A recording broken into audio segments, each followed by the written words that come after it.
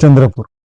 वाघाच्या हल्ल्यात 4 महिलांचा दुर्दैवी मृत्यू आणि पुन्हा एकदा प्राण्यांचं नाव खराब होणार. पण नक्की यामध्ये चुकी कोणाची आहे हे आपण आता पाहू. त्या जंगलामध्ये फिरायला गेल्या नव्हत्या. त्या जंगलामध्ये गेल्या होत्या उदरनिर्वाहासाठी, आपला कुटुंब पोसण्यासाठी, तेंदूपत्ता जमा करण्यासाठी त्या जंगलामध्ये सकाळीच गेल्या होत्या. आणि एवढं लक्षात घ्या की वाघ खलनायक नाही. तो प्रदेश, भीती आणि संरक्षणासाठी त्याचा स्वभाव बदलतो आणि तसं तो वागतो. एवढं लक्षात ठेवा. पण खरा प्रश्न हा आहे की माणूस आणि वाघ एवढे जवळ का येत आहेत आणि धोकादायक क्षेत्र माहीत असूनही सुरक्षेची व्यवस्था कमी का होती, हा प्रश्न मला पडत आहे.